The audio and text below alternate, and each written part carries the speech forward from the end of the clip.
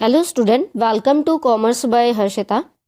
तो मैंने अपने चैनल पे बीबीए के लिए स्टूडेंट्स के लिए, बीकॉम के स्टूडेंट के लिए और आपके एमबीए और एमकॉम के स्टूडेंट के लिए कई सारी प्लेलिस्ट बनाई हैं।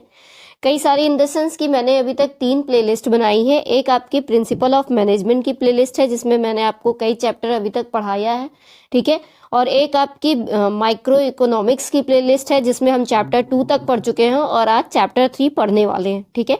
और एक आपकी बिजनेस इन्वायरमेंट की प्लेलिस्ट है। तो आप सारी प्लेलिस्ट देख सकते हैं।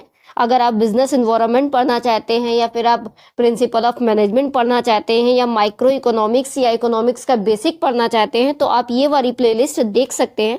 आपको काफ़ी बेनिफिट मिलेगा, ठीक है। फिर चाहे आप किसी भी एग्जाम की प्रिपरेशन क्यों ना कर रहे हो। तो चलिए आज का वीडियो स्टार्ट करते हैं। वीडियो स्टार्ट करने से पहले अगर आपको मेरे साथ टेलीग्राम, इंस्टाग्राम या फेसबुक पे कनेक्ट होना है तो डिस्क्रिप्शन बॉक्स में लिंक दिया हुआ है, आप मुझसे कनेक्ट हो सकते हैं।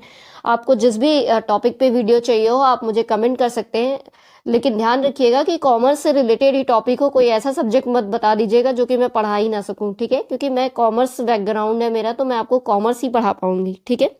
तो चलिए आज का वीडियो स्टार्ट करते हैं। तो आज हम लोग जो बात करने वाले हैं यूनिट 3। यूनिट 2 में हमने यूटिलिटी का कॉन्सेप्ट समझा था, जिसमें हमने मार्जिनल यूटिलिटी, टोटल यूटिलिटी, ये सारी चीजें पढ़ी थी, ठीक है। तो आज के वीडियो में हमारा जो चैप्टर है वो है law of diminishing marginal utility, ठीक है। तो law of diminishing marginal utility, या जिसको हम गोशंस का फर्स्ट लॉ भी बोलते हैं, ठीक है, क्योंकि ये law of diminishing marginal utility Gaussian ने दिया था, ठीक है। इसलिए गोसेन का पूरा नाम था हरमन हेनरिच गोसेन। तो इन्होंने 19th सेंचुरी में ये वाला लॉ दिया है, इसीलिए इसको हम गोसेन का फर्स्ट लॉ भी बोलते हैं और law of diminishing marginal utility भी बोलते हैं, ठीक है। तो इनके हिसाब से ये लॉ ये कहता है, it states that the satisfaction derive from each additional unit of a product decreases as more of the that product is consumed. तो ये जो law of diminishing marginal utility का कॉन्सेप्ट है वो ये कहता है कि जब भी कोई पर्सन एक एडिशनल यूनिट किसी प्रोडक्ट की कंज्यूम करता है या कोई सर्विसेज एडिशनल लेता है तो उसकी जो यूटिलिटी है वो डाउन होने लगती है, उसका सेटिस्फैक्शन लेवल डिक्रीज होने लगता है, ठीक है। जैसे हम अपना एग्जांपल लेते हैं, हम रोटियां खाते हैं तो जैसे हम फर्स्ट रोटी खाते हैं तो हमें ज़्यादा सेटिस्फैक्शन मिलता है, सेकेंड रोटी खाते हैं तो हमारी मार्जिनल यूटिलिटी कम हो जाती है, थर्ड रोटी खाते हैं तो हमारी मार्जिनल यूटिलिटी और डाउन हो जाती है, ठीक है। तो वही कहा जा रहा है कि जब भी हम ईच एडिशनल यूनिट कंज्यूम करेंगे किसी प्रोडक्ट की तो हमारी जो मार्जिनल यूटिलिटी है वो डिक्रीज होने लगेगी। तो यही हमारा law of diminishing marginal utility बताता है, ठीक है। चलिए आगे देखते हैं। According to the law the marginal utility depends on its quantity. तो मार्जिनल यूटिलिटी इस लॉ के अकॉर्डिंग क्वांटिटी पे डिपेंड करती है, जितनी क्वांटिटी हम कंज्यूम करते हैं उतना ज्यादा हमारी मार्जिनल यूटिलिटी डिक्रीज होती है, ठीक है। This law is based on the fact that only a particular want can be satisfied with a particular time. तो ये लॉ कहता है कि एक पर्टिकुलर वांट को सेटिस्फाई करने के लिए हम पर्टिकुलर टाइम पे उसका कॉन्सेप्ट लेके चलते हैं, ठीक है। मतलब यहाँ पे टाइम भी कांस्टेंट होना चाहिए, हमारी वांट भी फिक्स्ड होनी चाहिए, ठीक है। चलिए, तो अगर हम मार्शल की बात करें तो मार्शल ने law of diminishing marginal utility को डिफाइन किया है कि the additional benefit a person derives from a given increase of his stock of anything diminishes with the growth of the stock that he already has, ठीक है। तो जैसे जैसे benefit लेना शुरू करता है एडिशनल कोई भी पर्सन, तो उसकी जो मार्जिनल यूटिलिटी है वो डिमिनिश होने लगती है, ठीक है। यही कहता है मार्शल के अकॉर्डिंग, यही कॉन्सेप्ट कहा गया है, ठीक है।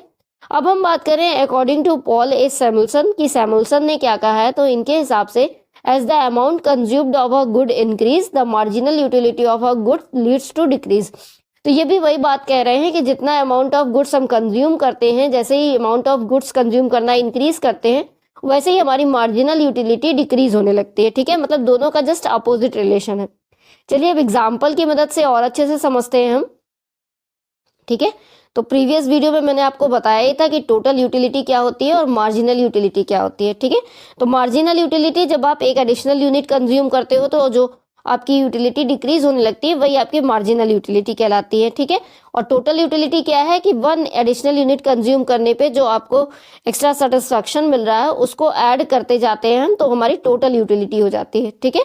चलिए, तो देख रहे हैं इस फिगर में हम कि जैसे हम यूनिट्स कंज्यूम करना बढ़ा रहे हैं, ठीक है। जैसे ही हम पहली बार हमने जो 6 यूनिट कंज्यूम की गुड्स की, ठीक है, तो हमारी जो यूटिलिटी थी वो सॉरी 1 यूनिट गुड्स की कंज्यूम की तो हमारी यूटिलिटी 6 थी। जब हमने सेकेंड यूनिट कंज्यूम की तो गुड्स इधर है और इधर हमारी यूटिलिटी है, तो हमारी यूटिलिटी क्या थी 6 से जो है वो 5 पे आ गई। फिर जब हमने थर्ड यूनिट कंज्यूम की तो हमारी यूटिलिटी 3 पे आ गई। जब हमने 4 यूनिट कंज्यूम की तो हमारी यूटिलिटी 1 पे आ गई। और जब हमने 5th यूनिट कंज्यूम की किसी गुड्स की तो हमारी यूटिलिटी 0 पे आ गई, ठीक है। और उस समय हमारी टोटल यूटिलिटी मार्जिनल पे होती है, जब हमारी मैक्सिमम पे होती है, जब हमारी मार्जिनल यूटिलिटी क्या होती है 0 पे होती है, ठीक है। तो इसको ध्यान रखिएगा, जब हम MU जो है वो 0 पे होती है तो हमारी टोटल यूटिलिटी TU जो है वो मैक्सिमम पे होती है, अपने मैक्सिमम लेवल पे। और जैसे ही हमारी MU निगेटिव की तरफ जाने लगती है, माइनस की तरफ जाने लगती है, तो हमारी टोटल यूटिलिटी डिमिनिश होने लगती है, यानी डिक्रीज होने लगती है, ठीक है। चलिए तो चलिए हम इसकी क्वांटिटी की मदद से भी देख लेते हैं। तो जैसे ही हम यूनिट ऑफ एप्पल्स की बात करें तो 1 से लेके 8 तक हमने यूनिट ऑफ एप्पल्स को रखा है। इधर हमारी मार्जिनल यूटिलिटी है, इधर हमारी टोटल यूटिलिटी है, ठीक है। तो हमने पहला एप्पल खाया तो हमारी मार्जिनल यूटिलिटी 7 थी, तो टोटल यूटिलिटी भी 7 हो गई। जब हमने सेकेंड एप्पल खाया तो मार्जिनल यूटिलिटी डाउन हो गई, 6 पे आ गई, और टोटल यूटिलिटी 6 + 7 13 हो गई, ठीक है। उसी तरीके से थर्ड यूनिट हमने कंज्यूम किया तो हमारी मार्जिनल यूटिलिटी और डाउन हो गई, 4 पे आ गई, और टोटल यूटिलिटी 13 + 4 17 हो गई, ठीक है। उसी तरीके से 4 यूनिट कंज्यूम करने पर हमारी मार्जिनल यूटिलिटी 2 हो गई और टोटल यूटिलिटी 17 + 2 19 हो गई, ठीक है। उसी तरीके से जब हम आगे देखते हैं कि जब हम 5 यूनिट कंज्यूम करते हैं एप्पल की तो हमारी मार्जिनल यूटिलिटी 1 पे है और टोटल यूटिलिटी 19 + 1 20 हो जाएगी, ठीक है। अब जैसे ही हम 6 यूनिट एप्पल की कंज्यूम करते हैं तो हमारी जो मार्जिनल यूटिलिटी है वो 0 पे हो जाती है और जो टोटल यूटिलिटी है वो मैक्सिमम पे आ जाती है, 20 पे रुक जाती है, ठीक है। और इसी सिचुएशन को हम पॉइंट ऑफ सैचुरेशन या पॉइंट ऑफ सैचुरेशन कहते हैं, ठीक है। जब हमारी मार्जिनल यूटिलिटी 0 पे होती है और टोटल यूटिलिटी मैक्सिमम पे होती है। अब जब हमारी मार्जिनल यूटिलिटी, जब हम 7 यूनिट कंज्यूम कर रहे हैं तो मार्जिनल यूटिलिटी माइनस में जा रही है और टोटल यूटिलिटी डिमिनिश हो रही है। फिर जब हम 8वीं यूनिट कंज्यूम कर रहे हैं तो -2 पे आ गई ये, और ये भी डिमिनिश होने लगी, ठीक है। 20 से 19 पे आई, 19 से 17 पे आई, ठीक है। तो अब हम चलते हैं इस फिगर को और एक्सप्लेन करने की कोशिश करती हूँ मैं। तो अगर हम कंक्लूजन की बात करें तो जब मार्जिनल यूटिलिटी पॉजिटिव थी 5th यूनिट तक तो टोटल यूटिलिटी क्या कर रही थी, बढ़ रही थी। लेकिन जैसे ही टोटल यूटिलिटी मैक्सिमम हुई तो हमारी मार्जिनल यूटिलिटी क्या हो गई, 0 हो गई, जो कि हमने फिगर में भी समझा। और जब टोटल यूटिलिटी स्टार्ट करती है डिमिनिशिंग करना 8 यूनिट से तो हमारी मार्जिनल यूटिलिटी निगेटिव पे होती है, ठीक है।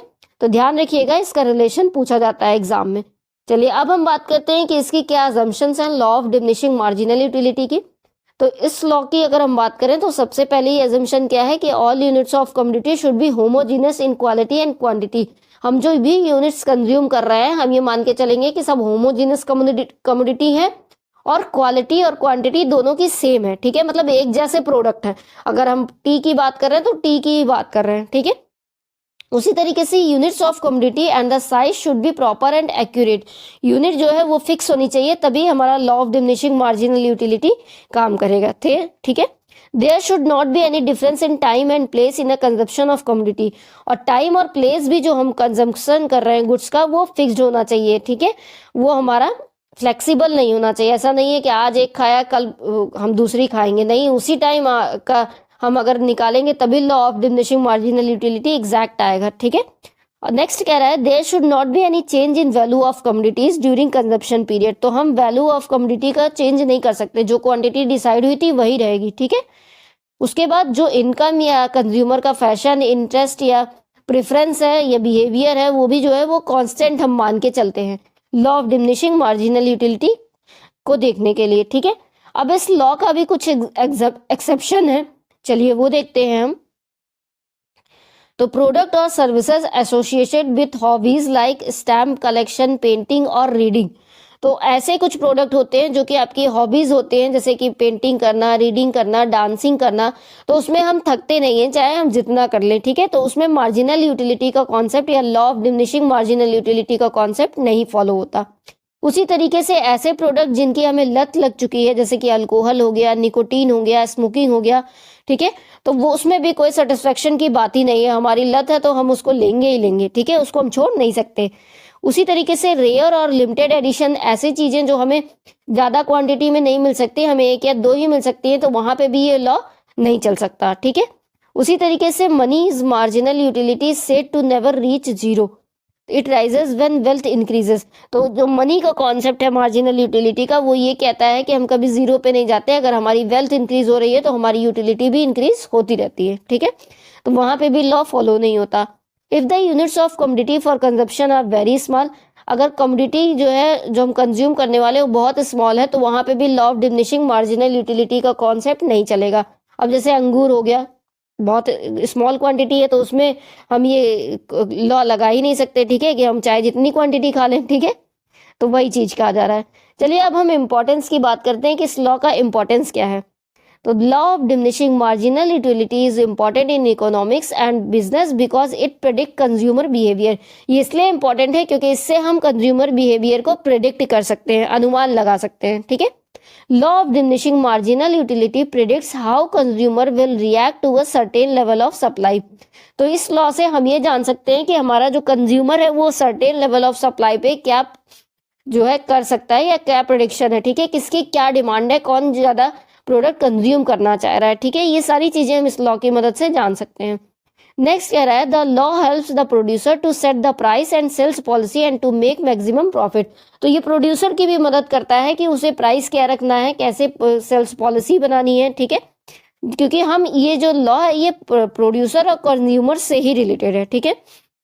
नेक्स्ट कह रहा है the law makes it easy for the government to implement various economic policies. तो इस लॉ की मदद से गवर्नमेंट अपनी इकोनॉमिक पॉलिसीज बना सकती है, सोशल जस्टिस कर सकती है। It also contributes to improving the welfare of the people. तो ये सोसाइटी का वेलफेयर भी कर सकती है इस लॉ के बेसिस पे, ठीक है। तो इन सब में ये इसकी मदद करता है। चलिए, तो ये तो हमने law of diminishing marginal utility समझ लिया, जिसको हम गोसेंस का फर्स्ट लॉ भी बोलते हैं, ठीक है। अब हम समझने जा रहे हैं डायमंड वाटर पैराडॉक्स।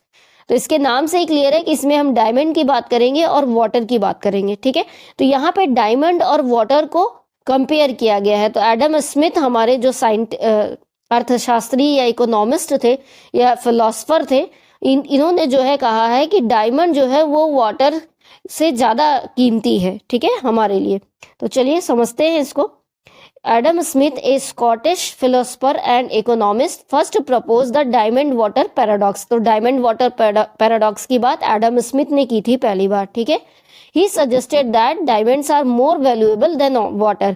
तो इनके हिसाब से डायमंड ज्यादा कीमती है as compared to water because they are rare and more difficult to obtain। क्योंकि डायमंड रेयर होते हैं और इनको पाना बहुत मुश्किल है, ठीक है, कॉस्टली भी होते हैं।